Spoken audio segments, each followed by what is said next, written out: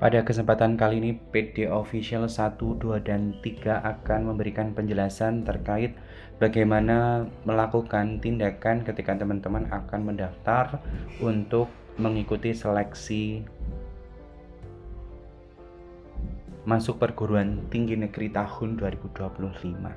Jika melihat informasi berdasarkan sosialisasi teman-teman, bahwasannya untuk pelaksanaan SNBP itu teman-teman akan dilakukan registrasi pada tanggal 13 Januari sampai 18 Februari 2025, dan nanti akan dilanjutkan untuk seleksi SNBT-nya sendiri ya teman-teman, yaitu pendaftarannya tanggal 13 Januari sampai 27 Maret, dan nanti akan pelaksanaan UTBK-nya 23 April sampai 3 Mei 2025. Artinya jika melihat jadwal ini teman-teman perlu menyikapi dari sekarang. Ketika nanti teman-teman akan menyikapi terlalu mepet dengan penjadwalan, bisa jadi websitenya akan terkendala karena trafficnya akan padat. Sehingga ketika teman-teman sudah mengetahui jadwalnya, maka beberapa hal ini perlu teman-teman lakukan. Yang pertama, teman-teman harus mengetahui apakah NISN teman-teman ini statusnya aktif atau tidak aktif. Bagaimana cara melihat status aktif dan tidak aktifnya? Teman-teman sebelumnya harus tahu 3 kondisi status NISN itu. Yang pertama, jika teman-teman saat ini kelas 12 dan akan lulus tahun 2025, maka status NISN-nya ialah aktif. Apabila teman-teman sudah lulus di tahun 2024 dan tidak sedang kuliah, bukan mahasiswa aktif di PTN maupun PTS, maka statusnya tidak aktif. Apabila teman-teman mahasiswa di PTN maupun PTS, maka statusnya NISN juga aktif. Ini ya, ada 3 kondisi ini. Lalu ada pertanyaan dari postingan ini teman-teman, NISN-nya tidak padan dengan data kependudukan Capil itu bagaimana? Jadi dari ketiga kondisi ini termasuk NISN yang tidak padan ini, sebenarnya ada beberapa hal yang perlu teman-teman lakukan ya. Untuk mengecek keaktifan NISN ini sebenarnya bagaimana, teman-teman bisa cek ini ya penjelasan saya. Nanti teman-teman silahkan buka saja ini ya, nisndata.kemdikbud.go.id, nanti masukkan NISN, masukkan nama ibu kandung, masukkan CAPTA dan cari data. Hasilnya nanti seperti apa? Ya, hasilnya nanti seperti ini kurang lebih.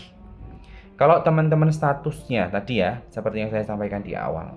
Kalau teman-teman aktif atau masih mau lulus tahun 2025, maka statusnya aktif di satuan pendidikan. Atau teman-teman saat ini mahasiswa di PTN maupun PTS, maka statusnya aktif. Tapi apabila teman-teman sudah lulus di tahun 2024, maka statusnya tidak aktif. Apabila status itu tidak sesuai dan apabila datanya tidak padan dengan Dukcapil, apa yang perlu dilakukan? Saya jelaskan. Yang perlu dilakukan oleh teman-teman ketika datanya tidak sesuai tadi ya, NISN-nya itu nggak aktif, data tidak ditemukan, atau bahkan NISN-nya tidak padan, lakukan ini. Bagi teman-teman yang sudah lulus ya. Kalau bagi teman-teman yang belum lulus, mau lulus tahun 2025, silahkan komunikasikan dengan operator sekolah. Jadi video ini khusus untuk yang sudah lulus. Langkah-langkahnya ini untuk bagi yang sudah lulus. Kalau yang belum lulus, cek NISN-nya, statusnya kok tidak sama dengan apa yang saya sampaikan tadi, hubungi operator sekolah. Gitu ya. Nah, untuk yang sudah lulus itu silahkan ketikkan saja di Google, yaitu Verval lulusan. Pilih saja yang verifikasi validasi peserta didik. Setelah itu di sini ada form untuk identitas, ada form untuk profil lulusan SMA dan profil lulusan SMP. Silahkan masukkan di sini NISN untuk SMA, NIK, nama, tempat lahir, tanggal lahir, ya teman-teman. Terus nama ibu kandung dan email aktif. Ini email harus aktif, jangan salah mengetikkan alamat email. Setelah itu profil lulusan SMA masukkan ya, lulusnya tahun 2023-2024 misalnya ya. Terus sekolah lulusan ini silahkan masukkan dengan NPSN sekolah. Ini lebih cepat. Lebih cepat ketemu kalau teman-teman menggunakan MPSN. Terus pilih peminatan sesuai yang tertulis di ijazah. Upload ijazah, filenya JPG, JPEG, PNG, ukuran maksimal 1 MB. Terus profil lulusan SMP, tahun ajaran, pilih sekolah, masukkan NISN SMP. Ingat yang atas tadi NISN SMA, yang bawah ini NISN SMP. Setelah itu upload file ijazah SMP sederajat. Ya, dari sini bisa dipahami ya teman-teman ya. Pastikan semuanya terisi. Kalau tidak terisi nanti akan ada warning seperti ini. Gitu ya.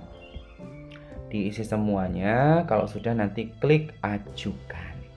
Kalau sudah diajukan bagaimana Pak? Kalau sudah diajukan teman-teman, di laman Verva lulusan ini teman-teman jangan gagal fokus. Di sini ada garis 3. Pilih saja yang status pengajuan. Nah, gunanya email tadi di sini.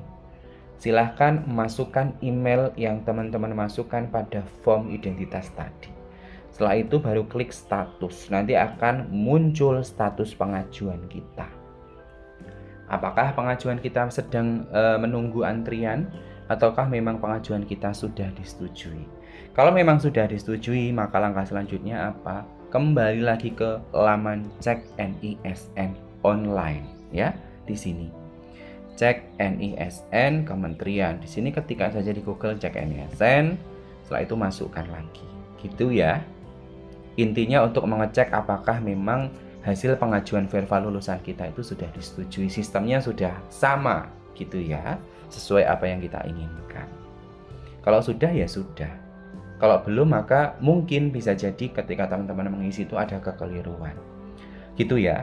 Hal ini perlu dilakukan lebih awal teman-teman, karena nanti kalau mendekati jadwal pembuatan akun itu akan banyak kendalanya. Ingat, untuk Verva lulusan ini digunakan bagi teman-teman yang sudah lulus. Tapi kalau teman-teman yang mau lulus tahun 2025, ketika dicek NISN-nya tidak sama, namanya salah, maka silahkan hubungi wali kelas dan hubungi operator sekolah. Minta untuk diupdate datanya. Ya, ingat ya, minta untuk diupdate datanya sesegera mungkin. Karena semakin dekat dengan jadwal SNBT-nya atau SNPMB-nya, itu nanti akan lebih susah karena trafficnya akan padat. Kepadatan traffic itu akan menentukan cepat atau lambatnya pengajuan kita atau cepat lambatnya update data kita. Gitu ya teman-teman ya. Itulah informasi yang bisa saya sampaikan. Mudah-mudahan dapat memberikan wawasan dan pencerahan bagi teman-teman yang akan mengikuti seleksi masuk perguruan tinggi tahun 2025. Terima kasih, salam data, salam literasi. Jangan lupa subscribe, like, komen, dan share video official 1, 2, dan 3.